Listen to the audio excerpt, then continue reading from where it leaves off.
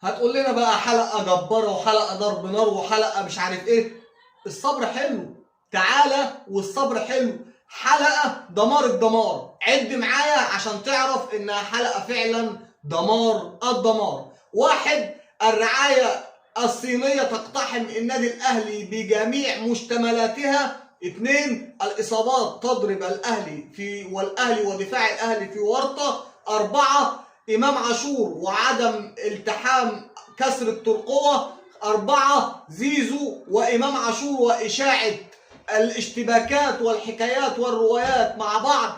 خمسة، وحط تحت خمسة دي مليون خط، عمر الساعي والمصري عايز يعمل بند شراء منه لنفسه. هديك كل التفاصيل وكل ما هو جديد وكل كبيرة وصغيرة هتلاقيها في هذه الحلقة. وانت عارف، انت اكتر واحد عارف ان العبد لله ما بيطولش عليك، بيديك الخلاصة في 8 دقايق.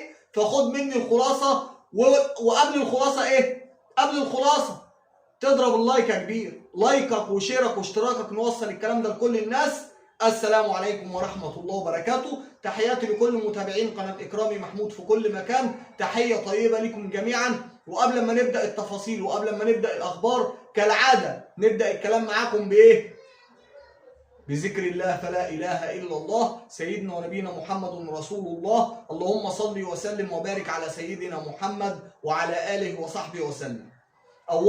أولا جايب لك لقطة لكل اللي عمالين يتكلموا عن زيزو والحكاية والرواية وكل التفاصيل، هجيبها لك دلوقتي وهخليك تضحك صوت وصورة، ولكن خلينا نختم بيها آخر الحلقة.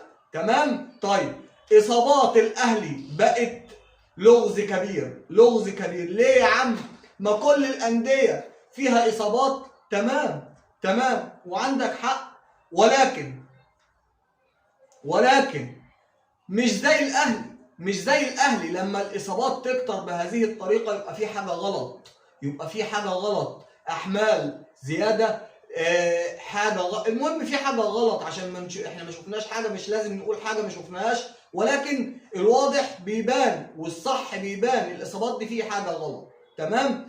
اضرب اللايك يا كبير، اضرب اللايك عشان داخلين على كلام خطير. طيب، كله ده تمام، والإصابات والحكايات والروايات وعظمة الترقوة بتاعت إمام عاشور حتى الآن لم تلتئم بعدما شارك إمام في التدريبات والحكايات والروايات، وقلنا خلاص إمام بات بين قوسين أو أدنى ويلحق المباريات. لا، الإشاعة أثبتت النهاردة عدم التئام عظمة الترقوة، ولكن يعني الحمد لله بعد ما شارك في التدريبات وكلنا تفائلنا وقلنا الحكاية والرواية وكلنا قلنا خلاص، ولكن حتى الآن الترقوة لم تلتئم. والإعلام وحط تحت الإعلام دي مليون خط. والإعلام كل اللي شغله هو إن إمام عاشور مش راضي يجدد. الراجل لسه في عقده موسمين غير ده، لسه في عقده موسمين يا جبهزة غير ده. هيجدد ازاي يعني؟ هيجدد تلقائي؟ هيجدد منه لنفسه؟ بالراحة. لا، طلعوا بقى ايه؟ مسكوا لك امام عاشور مش راضي يجدد علشان عاوز يتساوى مع زيزو ويتساوى مع مش عارف مين. طب ما بدل ما يقول اتساوى مع زيزو يتساوى مع تريزيجيه اللي اكتر من زيزو. ولا انتوا ماسكين في زيزو بس وامام عاشور؟ طب وبن شرقي. طيب انا هقول لك على حاجه، هديك تفصيله من الاخر، عنب العناب وزيتونه الزيتون. اضرب اللايك الاول، اضرب اللايك، يلا بينا نتفرج، يلا بينا فرجنا يا كبير. بحته بن شرقي وزيزو، انا كنت بتفرج على زيزو وكنت يعني بشجع في زيزو طول المباراه، لان حاسس ان زيزو بيلعب وعليه ضغط كبير جدا، يعني عايز يعمل اي حاجه عشان يقول يعني انا صفقه ناجحه، وسائل الفلوس اللي انا اخدتها او الدوشه اللي معموله حواليا دي، لا انا اسال اكتر من كده. كان يعني بيجز جامد، انا ما شفتش الجز ده وهو بيلعب في نادي الزمالك. مين ده؟ زيزو. يا اخي حرام عليك. لا يا اخي لحظه شايل الفرقه على كتافه لحظه بعد ما ساسي مشي وبن شرقي انت بتعمل مشي كده ليه؟ بقى يمشي. هو بعمل ايه؟ هو انت بتتكلم في ايه يا عبد انت بتتكلم في ايه بس؟ انت عارف انا بقول ايه؟ يعني هو الراجل يعني دايس على نفسه قوي عشان يقول انا طبيعي، ده شيء طبيعي. ايوه مين الضغط اللي بره يا كابتن معتمد؟ يعني ما ايه؟ ايوه ما عايز يثبت نفسه اللي هو طب ما ده اللي صفقة بقول ناجحة. انا بقوله. ايوه بس هو جاهز قوي يعني هو اول مره اشوفه هو كده يعني في نادي الزمالك بيلعب يعني. عشان ابشير كان البيلن بيديهوله، الفاول بيديهوله، لا يا كابتن ما كانش في ضغوط عليه، ما كانش في ضغوط، الدنيا كانت هو حلوه. كان حاسس ان هو النجم الاوحد. طب دلوقتي انت في احساسك الاهلي كان كلهم زي معتمد بعض. وبن شرقي بيدي الكوره لزيزو يحطها؟ انا ببقى قاعد متضايق جدا بصراحه. انا هكلمك بصراحه كزملكاوي يعني. لان الحاجه الحلوه دي كانت عندي، بس هو ده زمن الاحتراف يعني. هو ده ايوه ما الحاجه الحلوه عندك بقت كتير يعني كان واحد ماشي، لكن تتكلم في رقم وثلاثه يعني سوبر ستار بالنسبه لنا يعني امام وزيزو بن شرقي يعني. طبيعي جدا ان انت كنت تشوفهم في نادي الزمالك، طبيعي جدا. بن شرقي مش ماشي راح واخد بالك يعني تخيل بص ولا نادي الزمالك فرط في ايه يعني، وانت قاعد تتفرج كده على الدوري. مروان حمدي زمالك، اسامه فيصل زمالك، امام عاشور زمالك، ياسين مرعي زمالك، زيزو زمالك، بن شرقي زمالك، اوباما زمالك، تخيل دولت لو هم قوام نادي الزمالك. ما جبتش حاجه من عندي، انا ما جبتش حاجه من عندي، علشان بس تعرفوا ان امام وزيزو وبن شرقي عاملين هيجان وجنان وقلبان وحرقان، وزي ما انت عايز تقول قول، زي ما انت عايز تقول قول، ما براحتك يا كبير، قول زي ما انت عايز. وريتك بنفسك والصوت والصوره، وريتك عاملين ايه، اللي بيطبطب على التانية ما تزعلش والحكايه والرواق.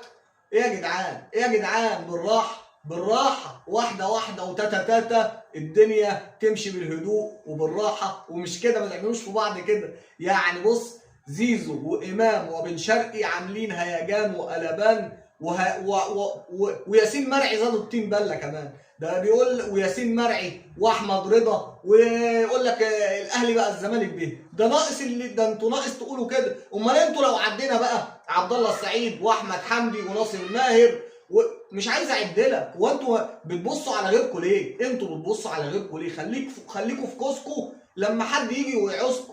من الاخر اضرب اللايك يا كبير، يا كبير اضرب اللايك يا كبير، عشان داخلين على موقف عمر الساعي والنادي المصري. اللي ما ضربش اللايك اضربه يا رجاله، واللي مش مشترك في القناه يتفضل ويشرفنا باشتراكه على دماغنا من فوق، ويفعل زر الجرس ليصلك كل ما هو جديد. طيب عمر الساعي بعد تألقه مع المصري الاشاعات زادت وهاجت ووصلت لمنحنى خطير للغايه. ايه يا عم، منك لله يا كولر، منك لله يا كولر، انت السبب، ما اديتش عمر الساعي حتى فرصه يعمل اي حاجه. منك لله يا كولر، انت اللي خليتنا وصلنا لهذه المرحله، بعد ما النادي الاهلي ادى عمر الساعي للمصري اعاره، مع اننا لا بناخد ولا بندي للمصري، ولكن ادينا لهم عمر الساعي اعاره وتالق. عايزين يشتروه ويقول لك احنا هنعمل بند شراء، والحكايات والروايات والاشاعات مبالغ فيها.